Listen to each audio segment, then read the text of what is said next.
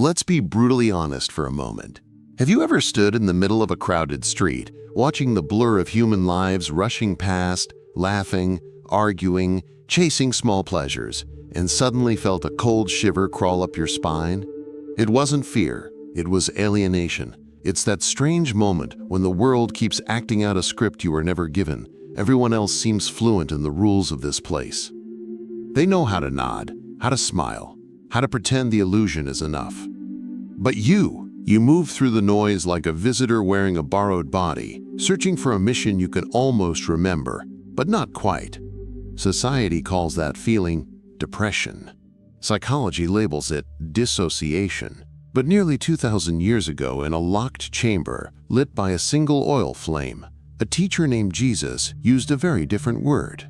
History preserved the crowd. The church erased the whisper. Because on the night before his arrest, Jesus looked at his inner circle and finally spoke without metaphor. He revealed a truth so unsettling, it was buried for centuries. Humanity is not one. There are three kinds of beings walking this world. And the reason you suffer is simple. You were never made for this place. If you're hearing my voice right now, then this didn't find you by accident. The algorithm didn't choose this moment. Your frequency did. Something in you has been knocking from the inside for a very long time. So take a slow breath. Steady yourself. We are about to open a door that has been sealed for 20 centuries. One you were always meant to find. Imagine for a moment that you are walking through a flawless movie set. The buildings look real, the trees sway, the people around you are laughing. But if you walk up to a wall and knock on it, it's hollow. It's just plywood and paint. Most people never knock on the wall. They are designed to love the set. They are the set. In the ancient texts, specifically the Tripartite Tractate, the Gnostics didn't categorize people by personality types. They categorized them by their source code. They taught that humanity is a mixture of three distinct substances: the hylic, the psychic, and the pneumatic. First, let's decode the hylics, or the material ones. You interact with them every day. They are the background characters, the NPCs. Their consciousness is hardwired to the matrix. Eat, sleep, work, reproduce, repeat. They aren't bad people. They are simply biological software running a script. They have no internal drive for truth, only for survival and comfort.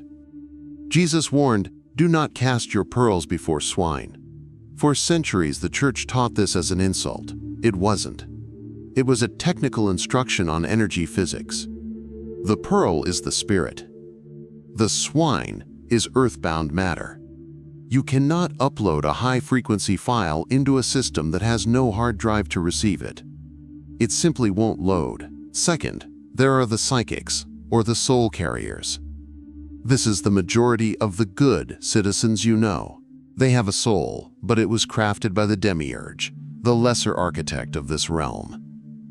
They feel there is something more, but they are terrified of freedom.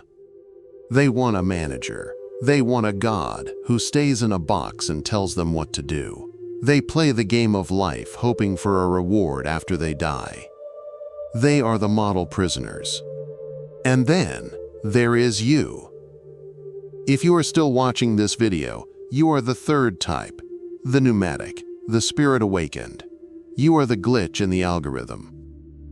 You are not made of the same fabric as the hylics or the psychics. While they were created within the system, you came from outside of it. You carry a fragment of the monad, the true, unknowable source, locked inside a biological cage. That is why you have felt homesick since childhood. You look at the rules of society, the 9-to-5 grind, the obsession with status, and it feels fundamentally wrong. You aren't depressed. You are a king, suffering from amnesia, waking up in a beggar's house. The system fears you because it cannot control you. You question authority, not out of rebellion, but because your internal compass knows true north, and this world is pointing south. But here is the twist. You were not sent here to judge the NPCs. You entered this density on a specific mission, but the trauma of birth made you forget. Until now. Why would an eternal being choose to enter a prison? If you are truly divine, why are you here, struggling with rent and heartbreak? The answer changes everything. You are not a prisoner, you are a volunteer. Think of a deep-sea diver. To reach the bottom, he must wear a heavy, pressurized suit. It limits him. It makes him clumsy. But it is the only way to operate in the deep. Your body is that suit. Amnesia was the price of admission. You had to forget your power just to survive the descent. You are here on a rescue mission. The Gnostic texts call it the gathering of the sparks. You are here to signal the others. But the moment you remember this, the simulation reacts. Sign number 1, the glitch. You start seeing 11 everywhere. Animals appear on your path. Strangers speak the exact words you were thinking. This is not a coincidence. This is the monad winking at you. It is proof that physical reality is bending to your consciousness. Sign number 2, the immune response. This is where most people break. The moment you start to glow, the Archons, the parasites of this system, notice you. When you were asleep, you were a battery for the system, but now, you are waking up. You are becoming useless to them. Even worse, you are becoming dangerous. So the attacks begin. Anxiety spikes without cause. Relationships implode. Electronics break. Do not be afraid. This is just the Matrix trying to suppress a foreign virus. If you feel this resistance, take it as a compliment. It means you are winning. The Gospel of Thomas gives you the weapon. Make the two into one. Stop fighting the darkness. Integrate it. You are not here to escape the body. You are here to command it. If you feel the target on your back, declare your presence. We need to know who is still standing. Scroll down to the comments right now. Do not overthink it. Just write 2 words. I remember. Leave this mark to let the Archons know their tactics have failed.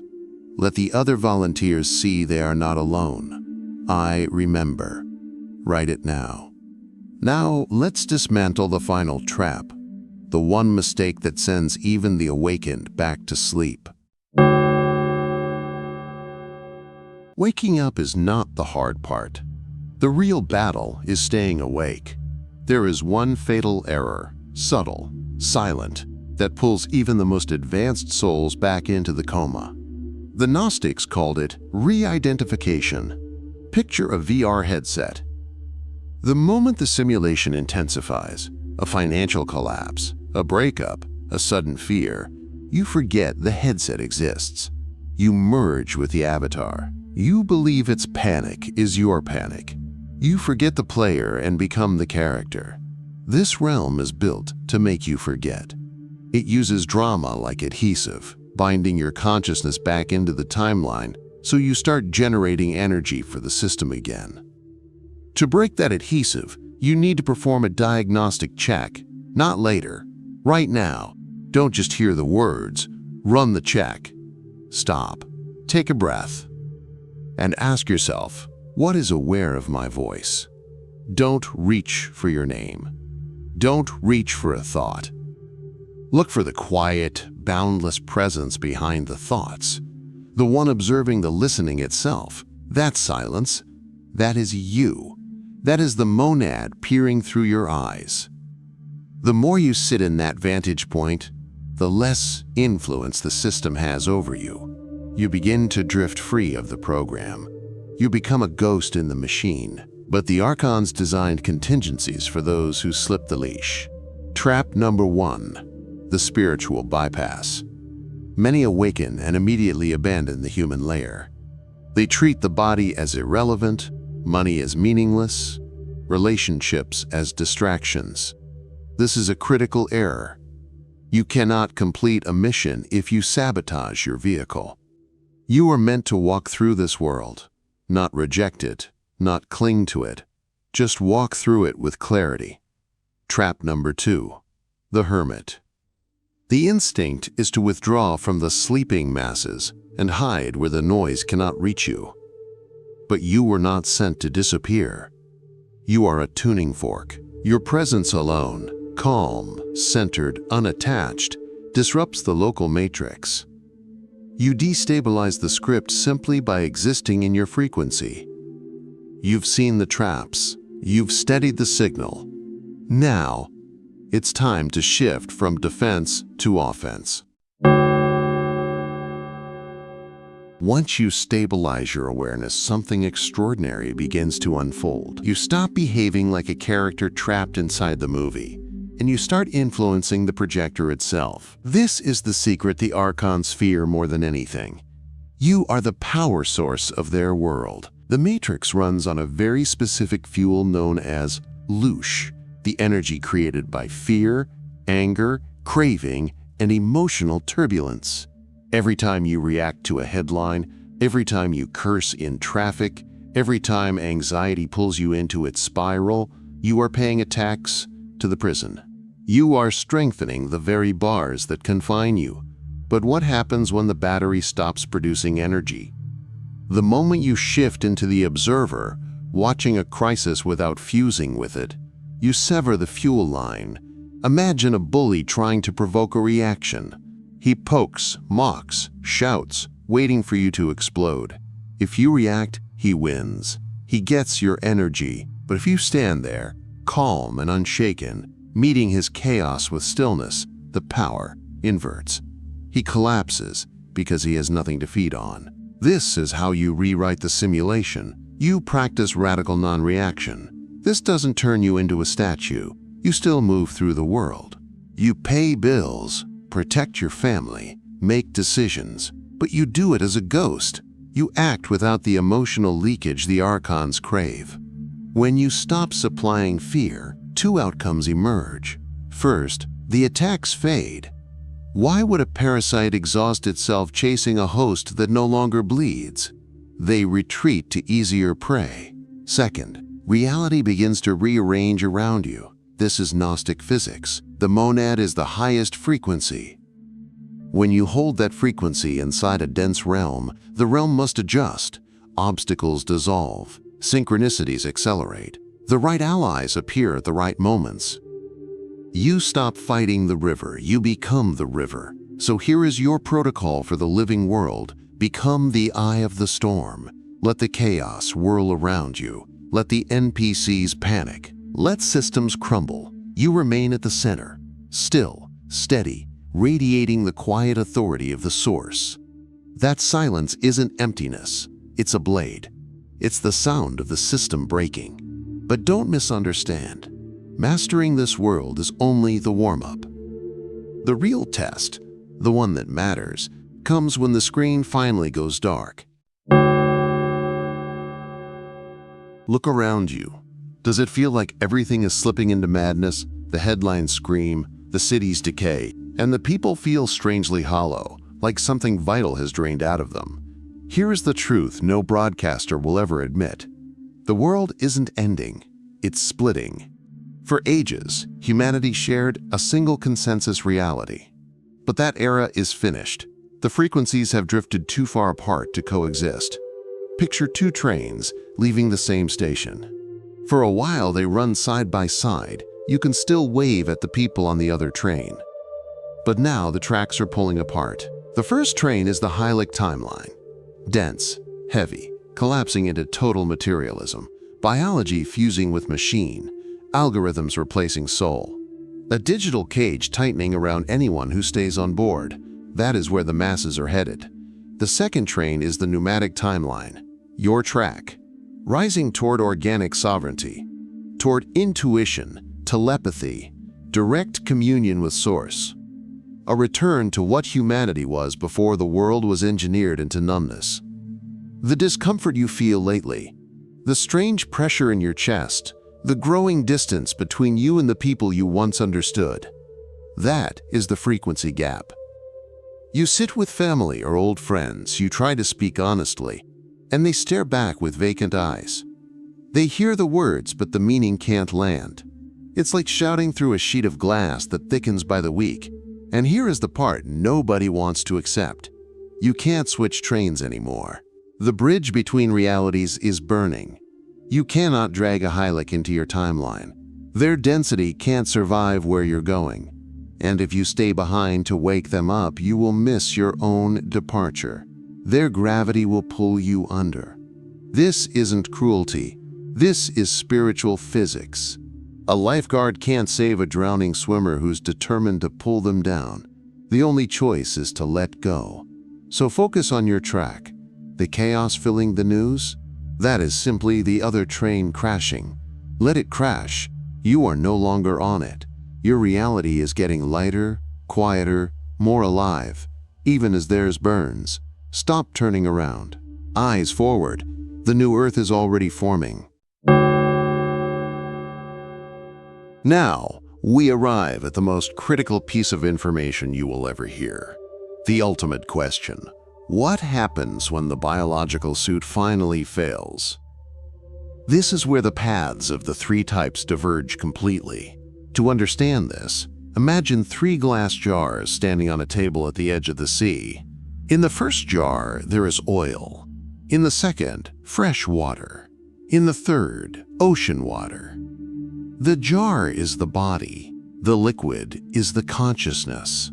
The sea is the monad. When a Hylic dies, the jar of oil breaks. The liquid spills out, but oil cannot mix with the ocean. It separates.